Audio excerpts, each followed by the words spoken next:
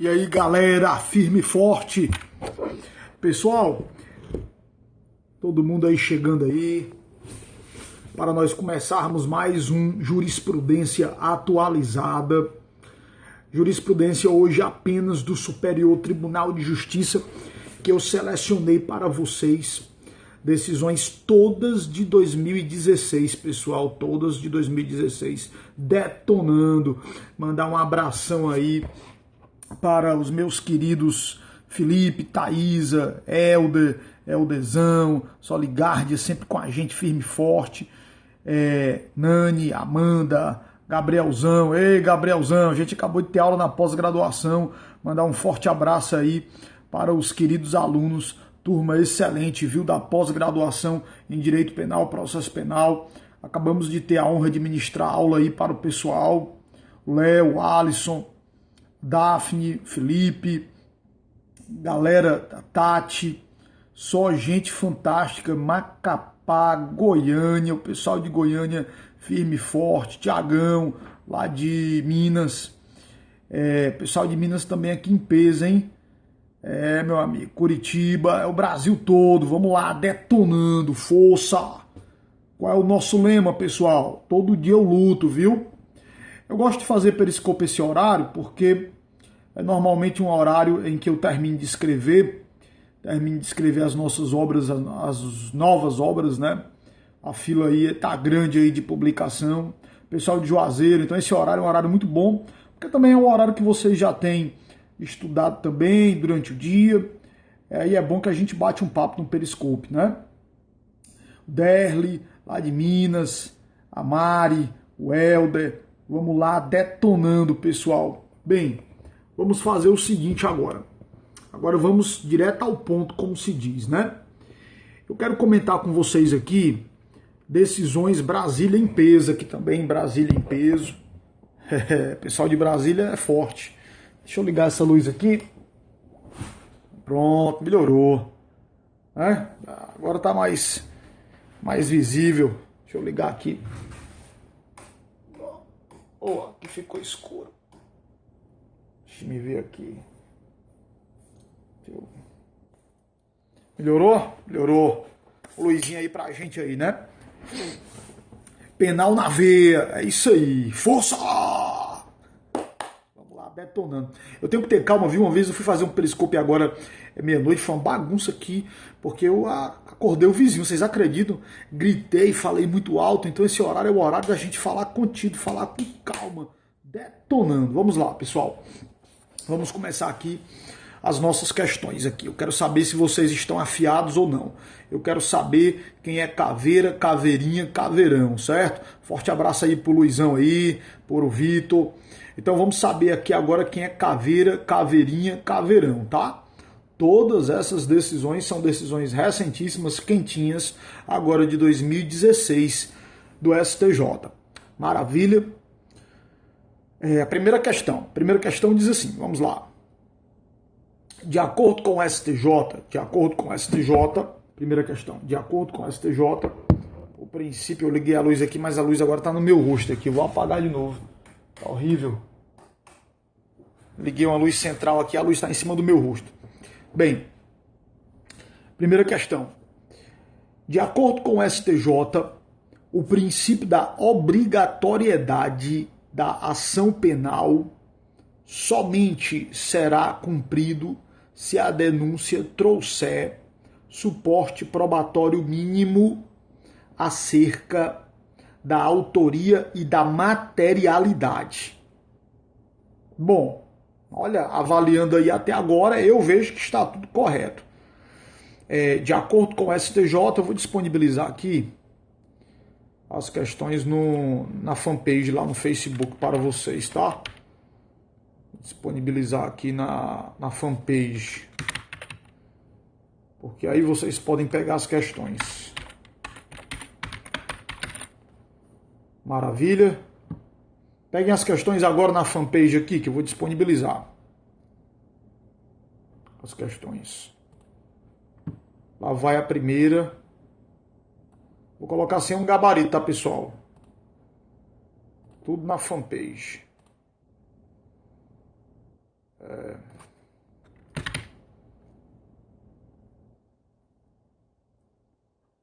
Pronto. Fanpage Emerson Castelo Branco. Só você colocar no Facebook Emerson Castelo Branco, professor, tá? Que tem a fanpage aquela pessoal. Aquelas pessoais, não são aquelas pessoais não. É Emerson Castelo Branco, professor. Já coloquei a primeira. Vamos lá, a segunda.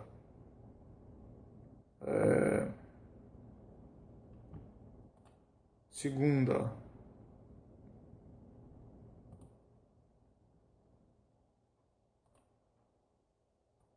Eu vou colocar a segunda lá também.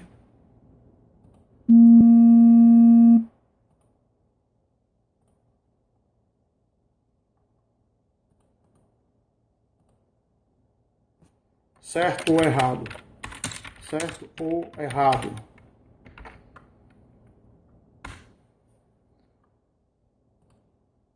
Maravilha. Coloquei a segunda para vocês lá também. Vamos lá agora. Aí eu vou colocando na medida que a gente for resolvendo, certo? O pessoal quer que mostre na tela para bater o print. Mostrar aqui. Colocar aqui, ó. Dá para ver aí, pessoal?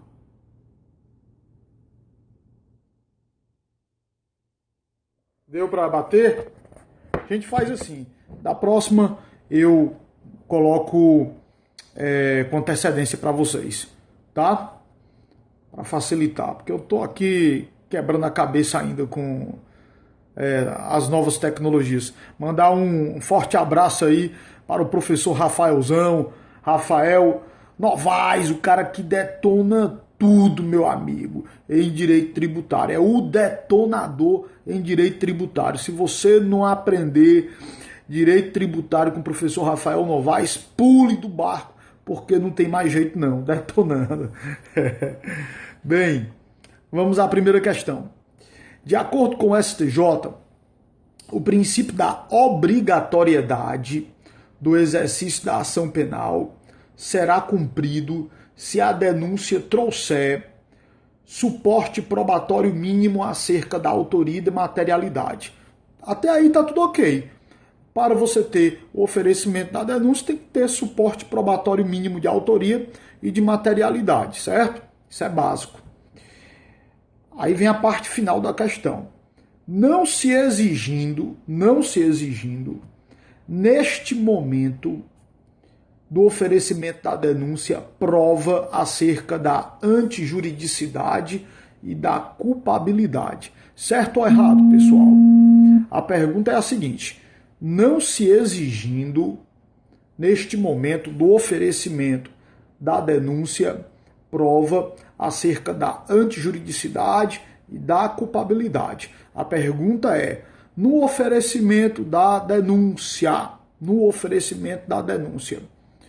eu preciso ter a prova da autoria, eu preciso ter a prova da materialidade, prova mínima, lastro probatório mínimo, e eu preciso ter ainda a prova mínima da antijuridicidade ou da culpabilidade, ou isso é desnecessário? Então, lendo de novo a parte final da questão. A primeira parte eu já disse que está correta, né? De acordo com o STJ, o princípio da obrigatoriedade do exercício da ação penal somente será cumprido se a denúncia trouxer suporte mínimo acerca da autoria e da materialidade. Eu já disse que essa parte está correta. Agora eu quero a parte final. Não se exigindo, neste momento, do oferecimento da denúncia, prova acerca da autoria e da materialidade. Certo ou errado? Completamente errado. Errado por quê? Porque o STJ decidiu que no momento do oferecimento da denúncia também tem que ter, já neste momento, prova mínima acerca da antijuridicidade e da culpabilidade. O que foi que o STJ decidiu? Tem que ter a prova, que é o que a doutrina, o STJ chama de lastro probatório mínimo, porque prova plena só para condenar. Tem que ter lastro probatório mínimo acerca da autoria, da materialidade, e tem que ter ainda lastro probatório mínimo acerca da antijuridicidade e da culpabilidade. Perfeito? Bom, agora, pessoal, vamos à segunda questão. Essa primeira questão, eu vou até colocar logo a resposta aqui, lá na fanpage, correto. Aliás, errado, a primeira, né? Correto? Não, errado. Já até coloquei já o gabarito aqui na fanpage lá, errado. Pronto.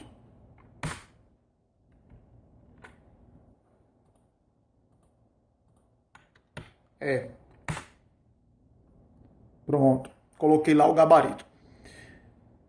A fanpage, repetindo a fanpage aí para vocês pegarem as questões, a fanpage é Emerson Castelo Branco. Emerson Castelo Branco, certo? Fanpage lá no Facebook, Emerson Castelo Branco.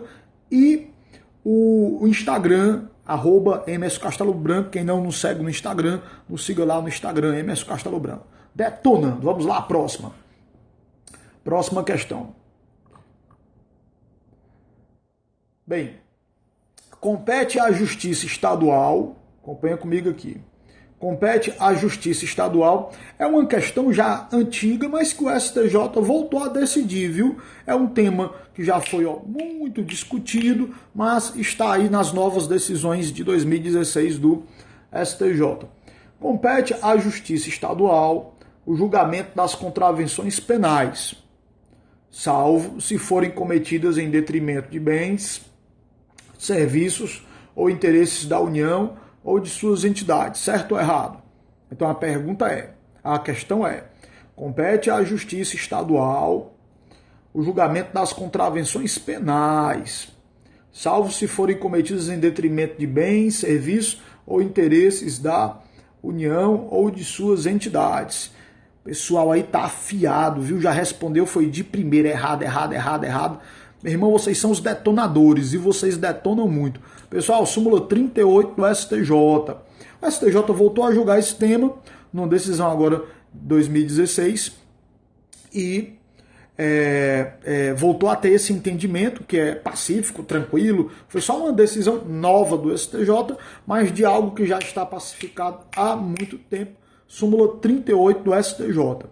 Não tem nada dessa parte final quando ele fala salvo se forem cometidos em detrimento de bens, serviços, interesse da União. Ao contrário, mesmo quando for cometido em detrimento de serviços, interesses e bens da União, caracteriza sim competência da Justiça Estadual. Outra coisa, pessoal, pelo amor de Deus, tá? Ou seja, toda vez que for contravenção penal contra bens da União, interesses e etc e tal, e todo esse papo furado falando, querendo te levar para a competência da Justiça Federal, você sabe que não, você sabe que é estadual. Contravenção penal é julgado pela Justiça Comum Estadual, mesmo quando é bem da União, interesse da União. Agora, eles adoram aquelas questõezinhas que falam de contravenção penal a bordo de aeronave e a bordo de embarcação. Todo mundo sabe que crimes cometidos a bordo de aeronaves, a bordo de embarcações, são julgados pela Justiça Comum Federal. Tá bom. Mas, veja, eu quero saber a contravenção. Ele não coloca... Se colocar crime é pacífico. Crimes cometidos a bordo. Às vezes, pessoal, eu vou explicar para vocês. Como tem muitas mensagens e perguntas, e eu estou desenvolvendo um raciocínio, aí eu não consigo responder na hora, certo? Aí eu vou tentar depois pegar as dúvidas, ou então vocês podem deixar as dúvidas na fanpage, ou no próprio Instagram, me manda um inbox no Instagram, que eu também te dou uma atenção, porque às vezes não dá para responder tudo aqui na hora, porque quebra o meu raciocínio, ou então depois eu dou uma olhadinha e pego para as dúvidas de vocês, já para tirar as dúvidas no próximo Periscope, tá? Bem, então vamos lá. Voltando aqui. Se aparecer contravenção penal nas embarcações ou nas aeronaves, aí vocês já sabem. Professor, eu não vou titubear. Competência, Justiça Comum Estadual. Não vai ser federal. Agora, as pessoas perguntam, professor, teria algum caso, alguma possibilidade de contravenção penal que seria julgada pela Justiça Federal? Pessoal, na verdade, só tem um caso que é mencionado pela doutrina, que é quando a contravenção penal ela é cometida pelo juiz federal no exercício das suas funções. Aí seria julgado pela Justiça Federal. Se não for nesse caso, contravenção penal cometida por juiz federal, se não for nesse caso, aí realmente não é justiça federal. A única exceção, repetindo, a única exceção, anote aí a exceção para você não titubear na prova, em que uma contravenção penal pode ser julgada pela Justiça Federal, é quando for uma contravenção penal cometida por um juiz federal. Perfeito? Nos outros casos, eles não admitem. Eles querem realmente, eles são muito rigorosos, eles querem que realmente a competência seja fixada pela Justiça Comum Estadual. Tem até casos de questões de conexão e de continência, por exemplo, com contravenção penal e crimes da competência da Justiça Federal, crimes federais e uma contravenção penal. E as decisões dos tribunais superiores é pelo desmembramento, isto é, a contravenção penal vai ser julgada pela Justiça Comum Estadual e os crimes federais pela Justiça Federal. Tão rigorosos que eles são com essa questão de a contravenção penal ser julgada pela Justiça Comum Estadual. Maravilha? Bem, agora vamos à questão número 3. Essa questãozinha número 3 é fácil. O STJ julgou há pouco tempo, né? Agora, recente, foi uma decisão agora recentezinha, agora de abril. A questão é a seguinte: a importunação ofensiva ao pudor de uma mulher configura crime de estupro na forma tentada? Questão fácil. A importunação ofensiva ao pudor de uma mulher configura crime de estupro na forma tentada? Já a Kelícia já respondeu aí, não. Realmente a resposta é não. Correto, o Renan também matou aí. Contravenção penal. Exatamente. Artigo 61, lá da Lei de Contravenções Penais. Veja, as pessoas confundem muito. O estupro vai ter que ter a figura da violência, da grave ameaça. Obrigatoriamente. Salvo quando for o estupro de vulnerável. Mas o estupro do artigo 213 vai ter que ter a violência ou grave ameaça. Estou falando do 213, não do estupro de vulnerável.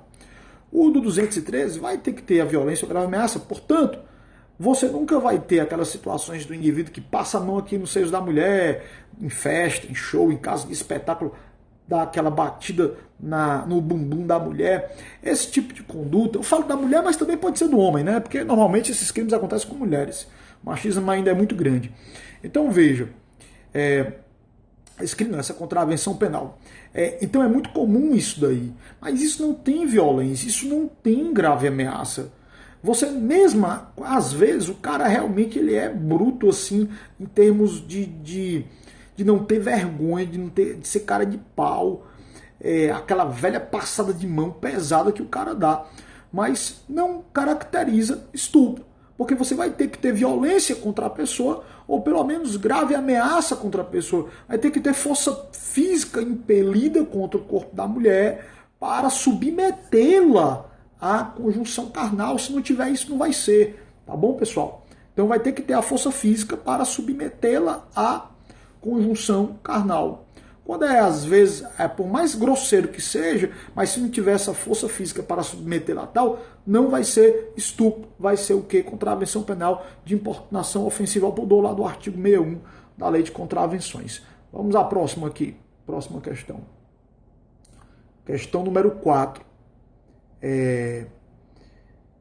O crime de posse ilegal de arma de fogo, essa questão, mais uma vez o STJ julgou isso. Essa decisão aqui é de quando? Essa decisão agora é de 25 de abril, gente. É recentíssima. É uma das últimas, né? Semana passada. Então, recentinha essa decisão. O crime de posse ilegal de arma de fogo presume a ocorrência de dano à segurança pública e prescinde de resultado naturalístico à incolumidade física de outrem. Certo ou errado? Essa daí. Questão clássica, né? O crime de posse ilegal de arma de fogo presume a ocorrência de dano à segurança pública presume a ocorrência de dano à segurança pública e prescinde de resultado naturalístico à incolumidade física de outrem. E aí? Vamos analisar a primeira parte. Presume a ocorrência de dano à segurança pública? Presume. O pessoal já disse aí. Presume por quê? Porque é crime de perigo abstrato. Eu sempre cito o caso do meu avô. Meu avô, ele tinha um revólver que ele trouxe lá do interior de Parnaíba, lá do Piauí, do interior de Parnaíba. Ele trouxe um revólverzinho há muito tempo atrás. Ele passou 50 anos com esse revólverzinho sem autorização. Claro que você não queria que eu fizesse uma notícia do crime contra o meu avô, né? E ele deixava guardado num cofrezinho, sem autorização. Nunca tirou, nunca fez mal a ninguém. Mas veja, caracteriza o crime. Caracteriza. Por quê, professor? Porque, independentemente de qualquer tipo de avaliação, presume-se o dano à segurança pública. Ok? Bom, aí eu tenho a continuação da questão. Presume-se o dano à segurança pública. Aí ele diz, e prescinde de resultado naturalístico a incolumidade física de outrem. Corretíssimo. Correto também a parte final. E prescinde, não é necessário resultado naturalístico a incolumidade física de outrem. Haverá crime de posse ilegal de arma de fogo, manter, guardar arma de fogo na sua residência, dependências destas ou local de trabalho, mesmo que você não agrida ninguém, mesmo que você não fira ninguém, nem mesmo ameace ninguém, tá bom? Então prescinde da como é que eu digo, da agressão à incolumidade física de outrem, tá? Vamos aqui agora, pessoal, a quinta questão. O juízo referente à fração de redução de pena a ser adotado no caso de tentativa de homicídio está relacionado à maior gravidade do fato e consequências do crime.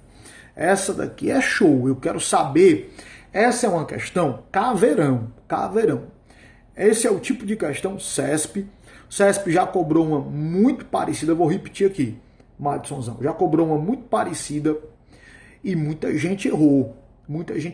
E é uma questão que mede o teu conhecimento, mede se você está realmente num nível acima. Vou repetir a questão. E quero ver tua resposta aqui. Não tenha medo de colocar a resposta aqui não, viu? Não pode se colocar só nas fáceis não, tem que colocar nas difíceis também. Bom, vou repetir.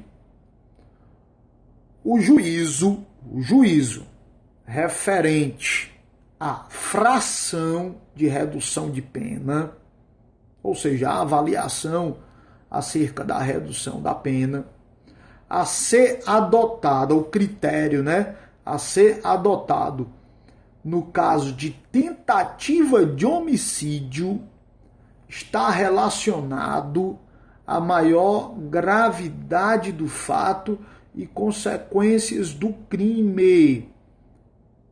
Vamos lá. Então, ele está falando de quê? De crime na forma tentada. O exemplo que ele deu aqui é homicídio. Crime na forma tentada. Ele está falando de crime de homicídio na forma tentada. E ao final ele está dizendo o seguinte: esse juízo referente à redução da pena que se adota, o juízo, o critério que se adota acerca da redução da pena, está relacionado à gravidade do fato e consequências do crime. Certo ou errado? Eu estou vendo errado da Soligardi, errado do Eduardo, eu estou vendo correto do Madison, eu estou vendo, cadê, C também do Wagner. Você vê como essa questão é show, né? Ela está bem dividida, está pau a pau aqui. Metade praticamente dizendo que está errado, a outra metade dizendo que está o quê? Correto. Qual é a resposta, professor? Está completamente errado, pessoal. Errado. E o CESP ama, adora essa questão que eu vou explicar aqui agora para vocês. Com certeza, não tenha nem dúvida, que a gravidade do fato, as consequências do crime, o grau de periculosidade do indivíduo, o grau de culpabilidade, a motivação, a participação da vítima, dentre outros critérios, consequências, são levados em consideração na dosimetria da pena. Isso está previsto lá no artigo 59 do Código Penal. Não tenha dúvida que gravidade, consequências, tudo isso vai influenciar na dosimetria. Mas nós estamos falando da redução da pena de 1/3 a 2/3, referente à forma tentada do crime. É uma causa de diminuição de pena específica pelo crime ter sido praticado na forma tentada, isto é, pelo fato de o agente não ter conseguido a consumação, a obtenção do resultado desejado. Pois bem, quando for forma tentada, o critério que é adotado majoritariamente na doutrina, diga-se, na doutrina, a doutrina e a jurisprudência estão em sintonia aqui, tá?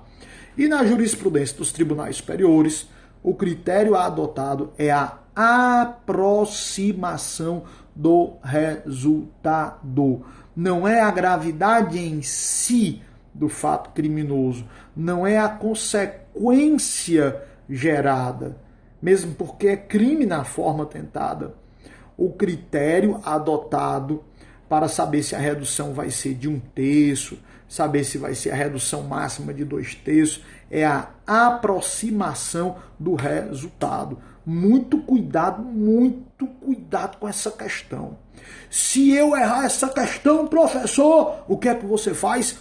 Pule do barco, mas não se afogue não, volte para o barco novamente. Então, repetindo, professor, quanto mais próximo for da consumação quase que o criminoso conseguiu o que ele queria, o que é que tem que acontecer? Menor tem que ser a redução. Tem que colocar a redução lá para 1/3. Imagina aí a vítima toda baleada, vítima toda baleada no hospital, cheia de tiro, cheia de bala, na UTI, morre, não morre. Eita, faz cirurgia aqui, a gente já sem esperança, já tem mais jeito não, e aquela confusão na UTI. Imagina essa situação. Eu vou ter que reduzir o que? Só de 1/3, se ela sobreviver, só de 1/3. Vou ter que reduzir no mínimo. Por quê? Porque quase que ela morria. Quase que a consumação ocorria. Certo?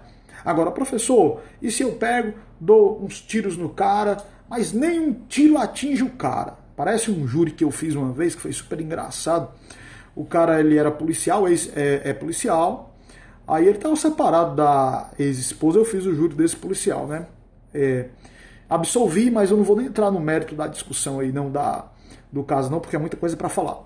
Mas era um júri de um policial que tinha uma ex-esposa, já estava separado da ex-esposa há 6 meses, tinha separado mesmo, gente, assim, ela vivendo a vida dela, ele vivendo a vida dele. Mas ele muito ciumento ainda em relação à ex-esposa, né? E a ex-esposa começou a namorar. Quando a ex-esposa começou a namorar, ele enlouqueceu.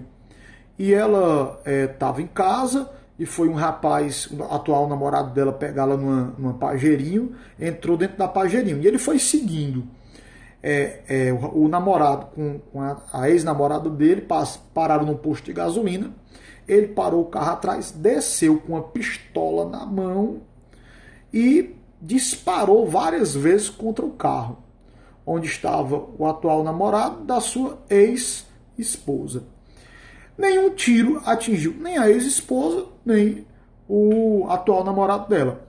Eu absolvi esse policial, minha tese foi de que ele não queria matar, de que realmente ele não atirou para matar, porque um policial a 1 metro de distância não vai conseguir atirar, ele deu o tiro apenas para assustar. Mas isso não vem ao caso. O fato é o seguinte, errou os tiros? Errou. Não atingiu a pessoa não chegou nem a ser baleada, então a redução ficou mais distante da ocorrência do resultado? Ficou. Então a redução tem que ser mais próxima de 2/3. Quanto mais distante do resultado, mais distante de ocorrer o resultado, maior a redução. Quanto mais próximo de ocorrer o resultado, menor a redução. Maravilha? Show de bola. Bem, cuidado com essa questão, cuidado, eu aposto demais nessa questão. Bem, agora vamos aqui ao próxima questão, né? 6. E essa 6 eu tirei do mesmo julgado, tá, pessoal? Do mesmo julgado. Para os casos de tentativa branca, em que a vítima não sofre lesões significativas, recomenda-se a aplicação da redução pela tentativa na sua fração máxima de 2/3. Certo ou errado? Agora ficou fácil, né? Agora ficou fácil. Tem assim, vamos lá. Para os casos de tentativa branca, em que a vítima não sofre lesões significativas, recomenda-se a aplicação da redução pela tentativa na sua fração máxima, 2/3. E aí? Tentativa branca. Gente, o que é uma tentativa branca? Tentativa branca é aquela que não gera lesões na vítima. Por isso que o nome é branca. Eu sempre digo assim, a vermelha é o contrário. Você lembra de sangue. Aí você pensa assim na vítima toda ensanguentada. Na tentativa vermelha, a vítima sofre lesões. Na tentativa branca, a vítima não sofre lesões. Me diga uma coisa, a branca, ela está mais próxima do resultado ou mais distante? Professor, a branca está mais distante, justamente porque a vítima não sofreu lesões. Se está mais distante, eu vou reduzir no máximo, ou mais próximo do máximo. Mais próximo de quê? De 2/3. Se fosse a vermelha, a vítima lesionada, eu iria reduzir no mínimo. Perfeito? Então a afirmação está correta. Ó. Haverá tentativa... Para os casos de tentativa branca em que a vítima não sofre lesões significativas, recomenda-se a aplicação da redução pela tentativa na sua fração máxima de 2/3. Ok? Recomenda-se. 2/3, próximo de 2/3. Perfeito? Então, está correto essa afirmação. E é um julgado também, o mesmo julgado, na verdade, né? É o mesmo julgado que foi do dia... Deixa eu só pegar a data para vocês aqui. Agora do dia 23 de fevereiro de 2016 do STJ. Agora, vamos à questão número 7. Haverá tentativa incruenta na hipótese em que a vítima for atingida por 6 tiros disparados pelo autor do delito de homicídio, sofrendo lesões em diversos órgãos como ombro, perna e pescoço. Certo ou errado? Agora ficou fácil também, né? Gostei. Agora, e o pessoal não... Eu estou gostando muito do que vocês estão fazendo. Errado. Gostei. Eu estou gostando muito disso porque mostra que nas questões que são questões de um nível médio, todo mundo está fechado na resposta. Quando a gente vai com a questão realmente mais melindrosa, mais complicada, aí é que realmente, e é natural, tenha discordância. Show de bola.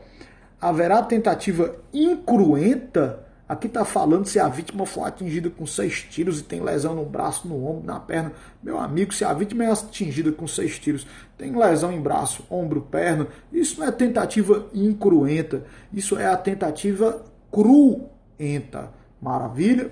Então, errado porque não é incruenta, é cruenta. Show de bola. Vamos agora, questão número 8. A utilização de uma das qualificadoras do homicídio como circunstância judicial, a utilização de uma das qualificadoras do homicídio como circunstância judicial desfavorável para fins de elevação da pena base, justifica a fixação do regime prisional mais gravoso, certo ou errado? Decisãozinha do STJ também, agora de 2016, importante essa decisão. Já era, diga-se de passagem, um entendimento que era majoritário, e o STJ mais uma vez firmou o que ele já tinha decidido em outros precedentes. Vou repetir aqui para vocês. A utilização de uma das qualificadoras do homicídio como circunstância judicial desfavorável para fins de elevação da pena base, justifica a fixação do regime prisional mais gravoso, certo ou errado? A pergunta é, quando você tem a utilização das qualificadoras do homicídio como circunstância judicial, isso aí faz, é o que ele quer saber, justifica a fixação do regime prisional mais gravoso, certo ou errado? Tá show, né? Essa questão, porque realmente ela gera uma dúvida. Pessoal, o STJ entende que sim. O STJ está correta. O STJ entende que quando você tem as qualificadoras do homicídio, certo? E essa qualificadora do homicídio é utilizada como circunstância judicial, é sim justificativa para fixar regime mais gravoso, certo? Justamente, a razão é óbvia, justamente porque se trata de quê? De qualificadora de homicídio, certo? Então o STJ entende que tem justificativa para fixar o regime prisional mais gravoso, que no caso é o regime fechado, todo mundo sabe. E eu concordo com o STJ, não tem sentido ser o contrário. Seria o cúmulo do absurdo, até porque você teria que ter uma pena abaixo de 8 anos, teria que ser um crime de homicídio qualificado na forma tentada. Para você ter uma pena abaixo de 8 anos para comportar regime semiaberto, e seria um absurdo regime semiaberto para um crime de homicídio qualificado. Então não é súmula, é decisão do STJ. Você pode até anotar aí o HC. Até para vocês pegarem. É o HC 180590/RJ do Rio de Janeiro, certo? 180590/RJ. 180590/RJ, exatamente, colocaram aqui. Valeu, Tati. De 23/2/2016, tá? 23/2/2016. Então, pessoal, e eu concordo, claro, não teria sentido fixar, se é homicídio qualificado, justifica-se, né, o regime inicial fechado, pelo fato de terem as qualificadoras. 23/2/2016. Agora, pessoal, vamos à questão número 9. A conduta criminosa, essa questão número 9 é muito boa, tá? Só que é um assunto meio que raro, né? Raramente aparece em prova, crime da Lei 8.666. A conduta, legislação penal extravagante. A conduta criminosa de frustrar ou fraudar, mediante ajuste, combinação ou qualquer outro expediente, o caráter competitivo do procedimento licitatório, com o intuito de obter para si ou para outrem vantagem decorrente da adjudicação do objeto da licitação, somente se consuma com o efetivo prejuízo para a administração. Bom, a questão refere-se ao artigo 90 da Lei 8.666. Esse artigo, que foi um crime que foi julgado pelo STJ agora também, recentemente, é um dos mais comuns crimes licitatórios. Gente, todo mundo já ouviu falar de fraude na licitação, quando, por exemplo, empresa A, B e C combinam entre si, por exemplo, um rodízio. Olha, tu ganha essa, a próxima é minha e a próxima é de fulano. A primeira é do A, a segunda é do B, a terceira é do C. Eles combinam para ganhar as licitações fazendo rodízio. O que é que eles fazem? Eles aumentam, superfaturam muitos preços, eles vão competir entre si, mas vão deixar os preços todos lá em cima. E combinam que vão fazer um rodízio de ganho de licitação. Isso é crime, pessoal, ok? Ocorre demais. É um dos crimes que mais ocorre no Brasil, meu amigo. Fraude licitatória, Ave Maria. Difícil é provar, né? Por isso que eu sou um entusiasta, defendo tanto, porque tem organizações criminosas especializadas em fraudes licitatórias, por isso que eu sou um entusiasta em delação premiada. Porque, vamos ser muito sinceros, se não tiver mecanismos de combate, como por exemplo uma delação premiada, não espere nunca responsabilidade penal nesses crimes, né? Bem, então, eu vou repetir a questãozinha aqui. A conduta criminosa de frustrar ou fraudar mediante ajuste ao rodíziozinho que eles fazem entre eles, né? Para ganhar a licitação, mediante ajuste, combinação ou qualquer outro expediente, o caráter competitivo, quando eles fecham entre si o rodízio, é para quebrar o caráter competitivo e para superfaturar em cima. Todo mundo eleva os valores, né? Todo mundo ganha. É o ganha-ganha, né? Como se chama. Para fraudar o caráter competitivo do procedimento com o intuito de obter para si ou para outrem vantagem decorrente da adjudicação do objeto da licitação. Aí ele diz assim no final: somente se consuma com o efetivo prejuízo para a administração pública. Certo ou errado? E aí? Somente se consuma, a questão, o coração da questão é: essa fraude licitatória do artigo 90 se consuma com efetivo prejuízo ou basta a fraude independentemente de ter o prejuízo ou não? Gostei, pessoal. Show de bola. Vocês estão detonando. A turma aqui da meia-noite, da madrugada, bota para quebrar. Errado, completamente errado. O crime é formal, ou de resultado cortado, ou de consumação antecipada. Detonando. Exatamente. O crime é formal. Portanto, pessoal, o crime se consuma no momento em que eles fazem a fraude, independentemente do efetivo prejuízo para a administração pública. E foi esse aspecto que o STJ julgou, né? O STJ julgou que esse crime é formal e que independe do efetivo prejuízo para a administração pública. Gostei, Ellen. Sou um míssel. Eu adoro essa frase. Você tem que ser um míssel. Bom, vamos lá à questão número 10 para a gente fechar, né?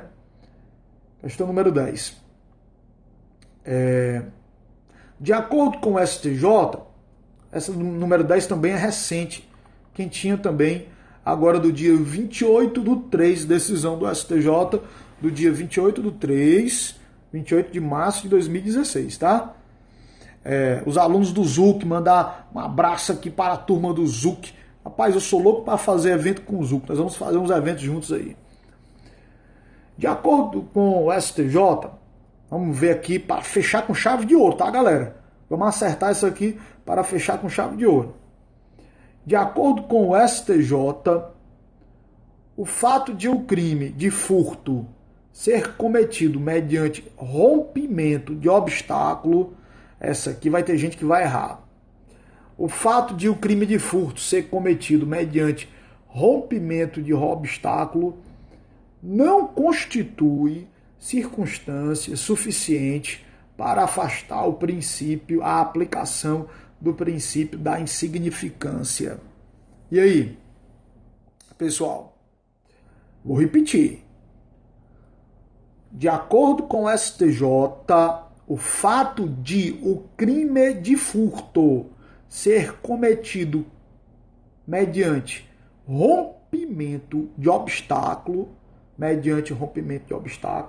não constitui circunstância suficiente para afastar a aplicação do princípio da insignificância. Certo ou errado? A pergunta é: pode o princípio da insignificância ser aplicado se o furto foi cometido com rompimento de obstáculo? Por exemplo, a coisa tinha um pequeno valor, né? um valor pequenininho, digamos aí, uma blusa do Vasco, né? Você conhece alguma coisa de menor valor do que uma blusa do Vasco? Ou uma blusa do Corinthians, esses times menores que tem aí pelo Brasil, certo? Blusa que vale ouro, só tem duas blusas que valem ouro. Uma é a do Mengão Futebol Clube, a outra é a do Barceleza, né? Que é o nosso Barcelona do Brasil, é o Barceleza. Então só tem dois times, é o Mengão e o Barceleza, o resto não vale nada. Então, imagina aí uma blusazinha de pequeno valor, mas o indivíduo, o ladrão, resolveu, o bicho deve ser louco, né? Tem que fazer o exame de insanidade mental dele. Resolveu até romper o obstáculo para pegar uma blusa dessa. Pessoal do esporte, O Evandrozão é esporte mesmo, adotou o esporte. O negócio é o seguinte, os meus times o Leão Futebol Clube, que é o nosso Barceleza aqui no Brasil, e o Mengão. Só tem esses dois. Os outros são os outros. Então veja. E aí, pessoal, quero certo ou errado? Vamos ver quem é que acerta, quem é que erra aqui. Caruaru detonando. E aí, certo ou errado? Certo ou errado? C, E. Eu não disse que estava dividido. Olha aqui, olha. 50%, 50%. C, E, 50%, 50%. Gente, vamos lá. De acordo com o STJ, o fato de o crime de furto ser cometido mediante rompimento de obstáculo, tira esse não. O STJ entende que constitui, sim, fator impeditivo, circunstância para afastar o princípio da insignificância. Infelizmente, porque eu não concordo com o STJ, tá? Faço aqui o meu protesto, mas nessa decisão recente, o STJ disse que se a pessoa rompe obstáculo, destrói obstáculo, isto é, furto qualificado, se a pessoa rompe, destrói obstáculo para a subtração da coisa, o rompimento de obstáculo, a destruição do obstáculo impede a aplicação do princípio da insignificância, porque faz com que a situação que poderia ser um irrelevante penal se torne relevante. Eu discordo, eu protesto, mas o STJ é bem conservador nesse aspecto, né? Eu acho que não é porque tem uma qualificadora que vai, por si só, na minha opinião, impedir a aplicação do princípio da insignificância. Mas, infelizmente, esse vem sendo o entendimento do STJ. Quando você encontra as qualificadoras, ele não aplica o princípio da insignificância. E deixou bem claro isso aqui nessa decisão, né? Ele deixou bem claro que não é o aspecto do pequeno valor econômico da coisa. O fato é que o indivíduo, por ter realizado o rompimento de obstáculo, a destruição de obstáculo, a situação não tem como ser considerado, digamos, insignificante, um irrelevante penal. Maravilha. Bom, pessoal, então nós fechamos aqui as nossas 10 questões de jurisprudência atualizada, detonando. Gente, como é que estão os estudos aí? Vamos ter raça, meu irmão, vamos ter raça, tá? Puxa força de dentro de ti, tira força aqui de dentro do teu coração e vamos ter raça, tá bom? Vocês estão gostando desse formato, né? Faça o seguinte, faça sugestões. Professor, faça Periscope no formato de questões, ou se vocês quiserem que eu faça Periscope apenas uma aula teórica, sem a gente ir para os méritos das questões, vocês é que mandam, meu amigo. Tá? Então aqui eu sempre faço valer o princípio democrático, detonando, mandar um forte abraço aqui para todos, valeu mesmo, tamo junto. Quem não nos segue ainda lá no Instagram, nos sigam lá no Instagram, @MSCasteloBranco, e indiquem também para os amigos, né? Indiquem aí o nosso trabalho, tá, pessoal? Façam isso aí, valeu mesmo, Paulo, Thaisa, Thales, Madison, show de bola, meu irmão, show de bola, Léo, Timóteo, Cleudson, valeu mesmo, Gibran, Kelícia, valeu pessoal, uma honra imensa mais uma vez aqui com vocês, valeu, viu? Muito obrigado aí pela atenção, tamo junto. O trem não para, o trem não para, o trem para, me diga isso, o trem para. Todo dia eu luto e o trem não para, viu? O trem não recarga. Gostei. O trem não para, meu amigo. O trem não para. Força. Vou fazer uns periscopos mais cedo. Passa o trator. Gostei. Eu vou começar a dar livro para quem me disser, para fazer um concurso aqui de melhor frase de motivação, tá? Sem ser aquelas que a gente já conhece, tem que ser coisa nova, tá? Então, Gostei aí do que falaram aí. Carga, né, professor? Carga. Valeu mesmo. O trem não para. É isso aí. É no amendoim. Esse pessoal também é uma graça. Vocês são uns gozadores, viu, pessoal? Porra. É no amendoim. Daqui a pouco vai ter gente tomando Viagra para estudar de madrugada. Rapaz, o bom disso, eu vou dizer, o bom disso é que a gente ri e se diverte com vocês quando termina as questões, né? O amendoim não tem no par. A rapadura. Daqui a pouco vocês vão usar Viagra para estudar, viu? Ou de codorna e Red Bull. Esse pessoal é um gozador. Farinha de linhaça. Não, farinha de linhaça é exclamação, pô. Porra de farinha de linhaça. Farinha de linhaça é pra caveirinha, rapaz. Pode guaraná. Vá lá, vá lá. Vou começar a anotar aqui, pegar aqui a caneta para anotar esses estimulantes aí. Zuquizão, o pessoal tá se dopando aqui, meu irmão. Rapaz, é o Zuquizão que tá passando para vocês esse jogo duro aí, Zuquizão estão dizendo que você tá passando pro pessoal ovo de codorna, amendoim, chá de cogumelo, aí sim, açaí do Amapá, aí sim, amendoim Zuc destruidor. Agora é o Zuquizão que tá passando isso aí para vocês, né? Zuquizão, eu descobri que você tá passando aí estimulantes pro pessoal. Passando aí amendoim, ovo de codorna, açaí do Mengão. Valeu, pessoal. Forte abraço. Cialis. Não é mais o azul, não. Cialis. Ave Maria, esse pessoal é um gozador. Valeu, pessoal. Um abração. Gemada com pó de canela. Cara, eu vou anotar, ó. Eu vou anotar. Porque tem coisa aqui que eu tô até curioso para tomar para saber se o negócio é bom mesmo, viu? Mas esses negócios mas esses negócios que vocês colocam lá aí, negócio de Viagra, negócio de Cialis, isso aí não é comigo não, tá? Rabo de galo, Ave Maria. Pelo amor de Deus. Alcatrão, mel e limão. Aí aqui é pro cara doente. Valeu, pessoal. Chá de hibisco, não, chá de hibisco, brincadeira. Pra caveirinha. Pimenta carolina. Valeu, pessoal, boa noite. Valeu, força, detonando. Valeu.